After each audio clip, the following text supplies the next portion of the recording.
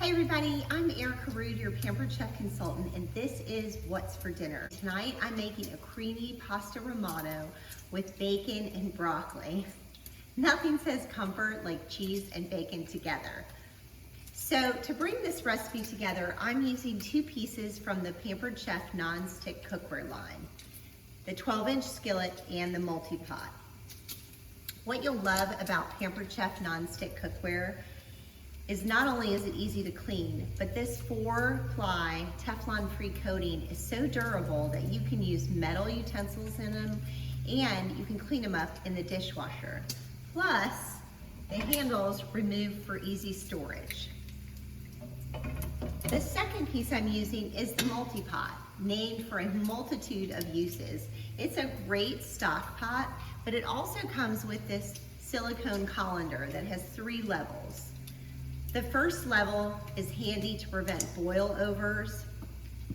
The middle level, you can use it as a steamer tray when you're steaming vegetables, chicken, or fish. And then the third level serves as your colander.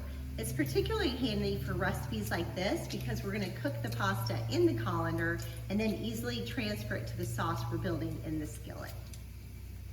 So as you can see, I've got some bacon cooking in the skillet, and the bacon is going to be the base for our sauce. Okay, so we're gonna prep some of our ingredients while the bacon finishes cooking and the water for the pasta comes to a boil. I've got cherry tomatoes in the close and cut, and that's gonna make it really simple to cut all those tomatoes in half. And then I've got some broccoli florets. Now, I like smaller bites of broccoli with pasta, and so I'm gonna be using the quick slice to take some of the larger florets and make them more bite-sized.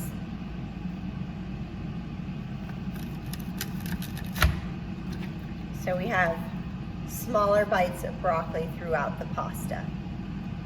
Now this is a relatively simple sauce. It has broccoli, bacon, garlic.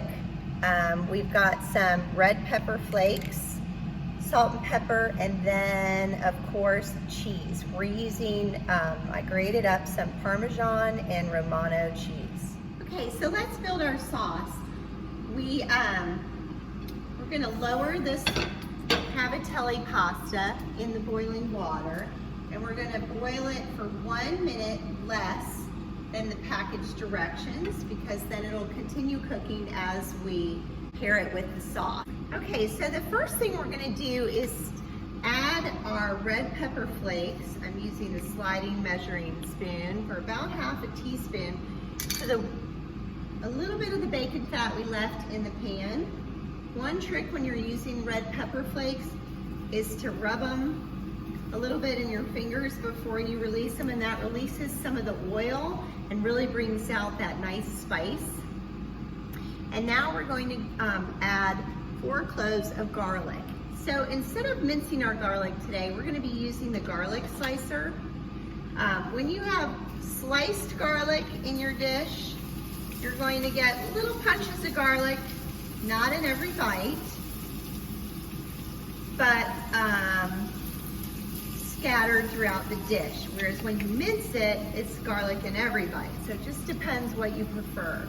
What's nice about the garlic slices is that they're paper thin and they actually crisp up a little bit in the sauce. Next, we're gonna add those cherry tomatoes.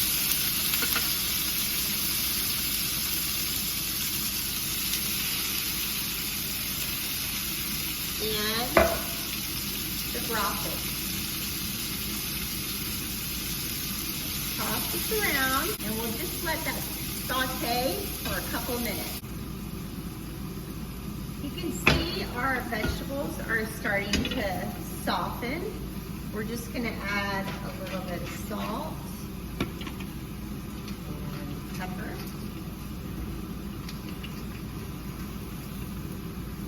This pasta Romano dish is a classic example that it doesn't take a whole lot to build a sauce for pasta. In this case, we used a little bit of the bacon drippings as the base, added some fresh garlic, red pepper flakes, our vegetables. And now, one of the secrets of a great pasta sauce is adding a little bit of starch. So you want to take about a cup of your pasta water and add it to the saute pan. This starch is an excellent way to have all your ingredients kind of bind together. You'll also love the fact that with this multi-pot, you can prop the lid up this way so all the condensation runs back into the pot and not all over the counter. Now we're going to drain our pasta. Add it. Now the bacon, I have not forgotten about the bacon, but I'm going to wait until the very end, because if the bacon sits in that hot, steamy pasta, it's going to start to get soft. And I like the difference in textures you get when you have the bacon as a topping on the end and it has a nice crunch to it. So I'm just adding a little bit of melted butter. And now I'm going to add in the cheese.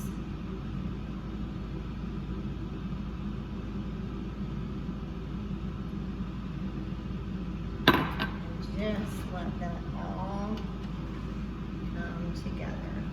So we'll plate it up and give it a try. Check out our finished dish. You can see the cheese, bacon, the cherry tomatoes, and those little bite-sized broccoli florets. Let's give it a try.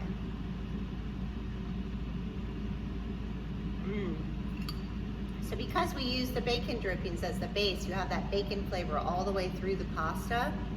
And the cheese, Romano and Parmesan, is a nice strong flavored cheese, so it doesn't need to be coated in it to still get that creamy, cheesy texture you love in a comfort food.